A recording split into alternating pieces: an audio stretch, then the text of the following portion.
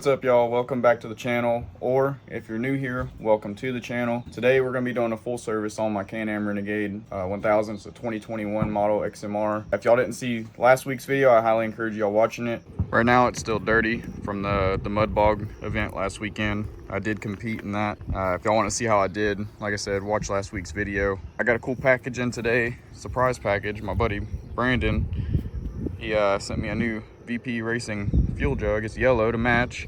So yeah, that was pretty cool to get that surprise package from my buddy Brandon. But tomorrow I have another package coming in that I know about. I ordered this probably 3 or 4 weeks ago. It was from Lucky 7. I had them custom cut me a new radiator plate with the Mudbread logo on it. So I'm super pumped about that. That will be installed in this video, so y'all stay tuned for that. But yeah, without further ado, let's go ahead and get this thing washed up and start servicing it.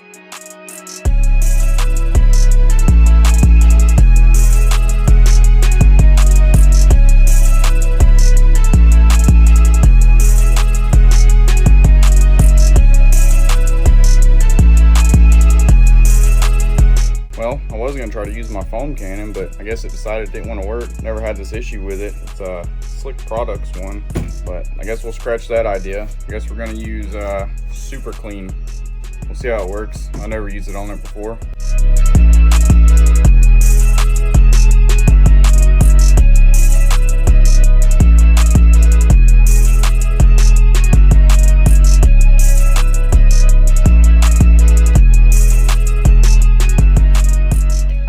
Y'all, I can't win. So the foam can quit working, and then the spray bottle doesn't hardly spray at all now, but I used what I could of it. It looks like it did pretty good. I mean, won't be able to tell till it dries. Motor's still stained. Aluminum brightener can get that back, but yeah, I think it did a pretty good job so far. As you can see here, I already have my maintenance manual pulled up. I've never used this oil before, 1050. I had my buddy pick some up for me, and this is what they recommended there. I don't know if it's because it's summertime or what, but I did verify that in the manual, it is in here as 1050. So you got 1050, 040, and 540. I've always ran 540, but we're gonna run the 1050 today and see what the difference is. And as y'all can see here, y'all should know what this is. My faceplate finally came in from Lucky 7. I couldn't help myself. I already opened it up and looked at it, but y'all just have to stick around towards the end after all this maintenance gets done, and y'all see it then. All right, so I went ahead and did it off camera. Went ahead and ran it for a little bit so everything get warm. Even the manual says to do that. I usually do that anyways. It's not very dirty, but we're gonna service it anyways because we ran it pretty hard. And I don't think I've changed it since September last year. So next step, remove the fill plug, and then you're gonna need a 17mm drain plugs right here. All right, so I went and got some gloves because I know this is gonna be pretty warm. It is a little black, but not terrible. There's not really any metal in it, so that's good. You always wanna look for that. I'll be replacing this washer here. If you have an XMR model, they have these skid plates, and they do catch a little bit of oil. Take a rag and wipe it up. All right, while that's draining completely out, I'm gonna go ahead and take the oil filter out. You'll need a 8mm, 3 bolts here.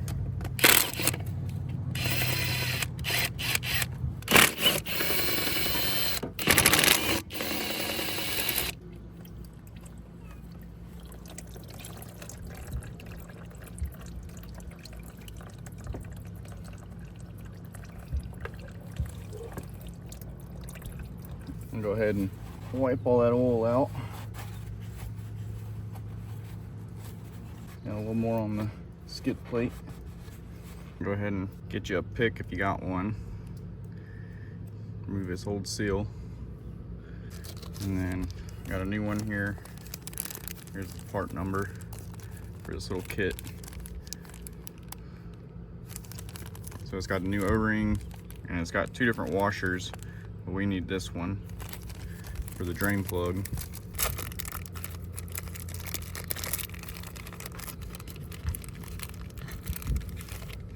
I'm gonna take some of the, y'all can't see, but I'm dipping it in the old oil. Make sure it's got a thin film of oil on it. Just roll it on nice and easy. And then I am using a OEM oil filter. Put some oil, thin film of oil on this rubber gasket here. And you just take it, push it in all the way.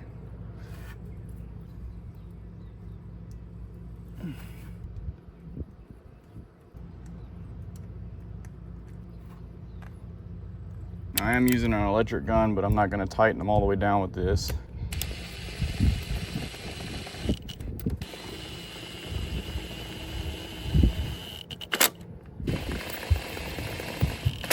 Just be courteous if you're using one of these. All right, so the torque spec of the oil filter housing screws are 89 inch-pounds. All right, so my phone overheated, so I had to wait a little bit, but we went ahead and got our new washer, put it on. This drain bolt is an M18, so there's two different ones, but for this model, it's an M18, and then there's an M12. So the M12 is gonna be 15 foot-pounds, and the M18 is 22 foot-pounds. So we're gonna get this put back in and torque down.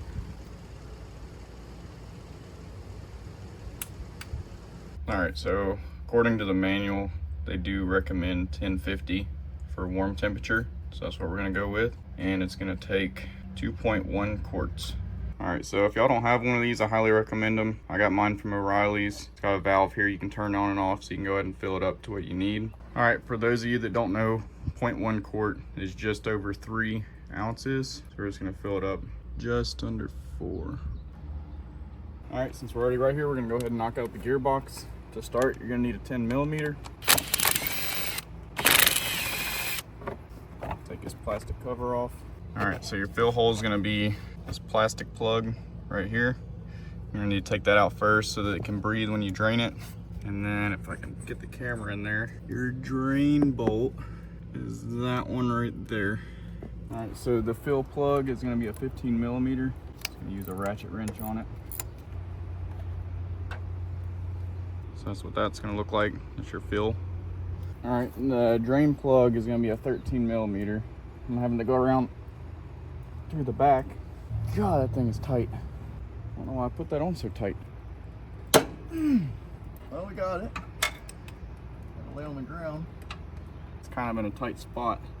This fluid's dark, but I don't see any water in it. I'm surprised I haven't changed it in so long. There it goes. Definitely got some sludge on it, but that's to be expected with a gearbox, as long as there's no chunks in it. It's actually really surprisingly not that bad. Making more of a mess on the skid plate. All right, so the gearbox calls for 75-140 synthetic gear oil. If XPS is not available, you just use oil that meets API GL5. The XPS oil is really expensive. I have some, but not enough. So I also run the Valvoline 75-140. And as you can see on the back, API GL5. So this stuff will work just fine. I have very little of this, but I think these are like $30 a quart or something versus is like 15-16 bucks, and it's easier to fill it with the squeeze bag. Also, almost forgot to mention that there's not a specific amount of oil that goes into the gearbox. You just fill it until the oil reaches the bottom of the oil level hole, which is the fill hole with that plastic plug. So I found out that that smaller washer that comes with this kit is actually the same washer here. So we'll go ahead and replace that. The oil level plug is going to be 44 inch-pounds, and then the drain plug is 15 foot-pounds. So as y'all can see here, I had this little piece of hose, almost like a fuel line, laying around, and I just pushed it onto the end of this. Makes it a lot easier to fill this. So as now y'all can see it's full. I'm just going to let it drain a little bit and level itself out right there to the bottom of that hole. And we'll put the plug back in right there. That's good. All right, so the rear diff is going to require a little bit more finessing. So I'm going to remove this plate here because it's in my way right here. So that's the fill hole, but I don't want to risk stripping it because this thing won't go in straight. And then your drain hole is right there. So I'm gonna go ahead and get this off. All right, so I didn't have to take every bolt out. I just loosened this bottom one here. You take these 4 out 13s, and then one on the top side of the diff. It's a 15 and it just swings right down out of the way. Now I can get that all the way in right there. And then as you can see, it tells you what gear oil here, 75W140, takes 250 milliliters. All right, so this Allen size is an H6. This is probably gonna have water in it. If it comes flowing out, it looks like it's already going to. It's not supposed to be over full. Yeah, it's definitely gonna have water in it, but it could be. I also have it pulled up on my trailer a little bit, just so everything drains out. But we'll see when we get this bottom plug off. All right, so the bottom Allen key size is an H5. And I do not want to drop that, so I'm probably gonna put the camera down.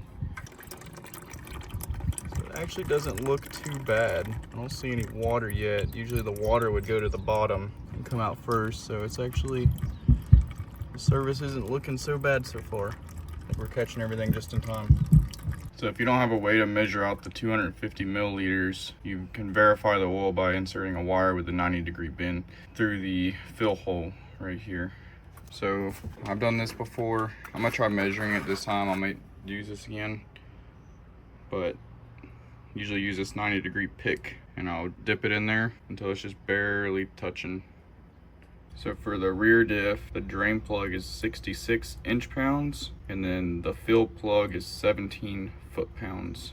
All right, so this funnel I was talking about earlier, it's got milliliters on this side, so I've already got 250 milliliters in here. I will be able to use this because the end of it here, it fits perfectly inside of the fill hole, so this is gonna make it quite easy for the rear diff. As y'all can see, it does drain a little slow, but man, does it make it easy. All right, so the front diff on the XMRs, they can be a little tricky. So this is looking from the bottom directly up. So this is the drain hole here. A lot of people will think that that is the drain hole, but it's actually nothing there. That's your fill. On the XMRs, it gets tricky because they have a skid plate. And usually you have to take them off, but I drilled a hole out here. See if it'll focus. Now right there is the drain plug. So with me putting this hole here, it doesn't make anything less safe or nothing. It just makes it easier to maintenance it. All right, so the front diff is same size Allen's. One's a H6, the other H5. H5 for the drain, H6 for the fill. All right, so same as the rear. I'm gonna go ahead and start by taking the fill off. We'll go down here to the bottom. It's a whole lot easier. You drill a hole in the bottom of the skid plate. Now putting it back in can be a little tricky, but still saves you a lot more time than taking the skid plate off. A little dark, but not bad at all. I'm very pleased with this. I know last time I did it had water in all of it, I'm pretty sure. But I did redo all the seals in the front and rear diff. All right, so for the front diff, pretty much same as the transmission or the gearbox. So oil level must reach the lower edge of the fill hole. So pretty straightforward. And then the torques are the same as the rear diff, 17 foot-pounds for the filler plug. And then it was 66 inch-pounds for the drain plug. Yep, remember how I was saying it could be a little bit of a pain putting it back? Well, it is, but we'll get it.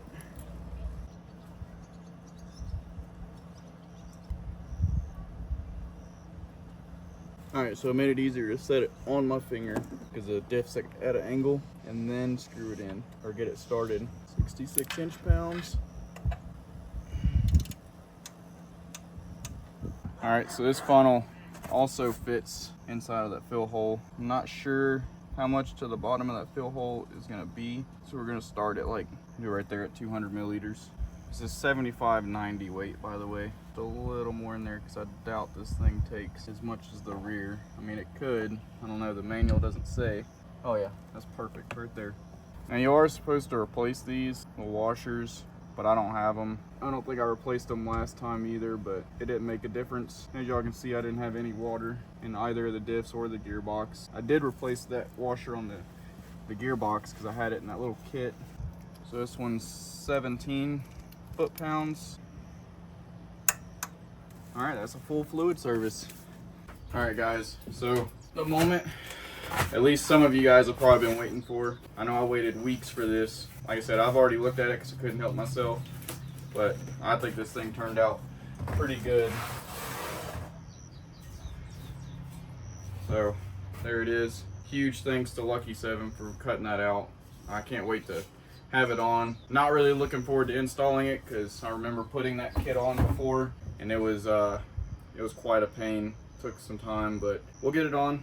I'm not going to show a whole how-to video on it. We're just going to throw it in a montage and get it on and get some cool shots of it.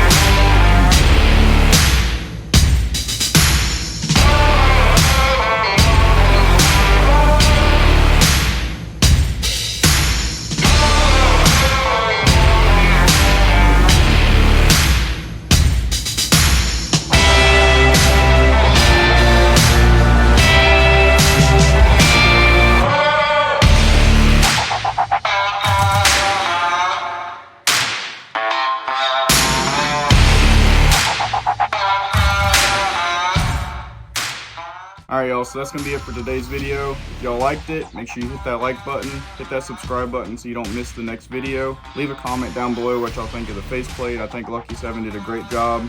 Next weekend we'll be going back to Soggy Bottoms on the 18th. It's a Saturday, so if y'all are out there, hit me up and we'll catch y'all on the next one.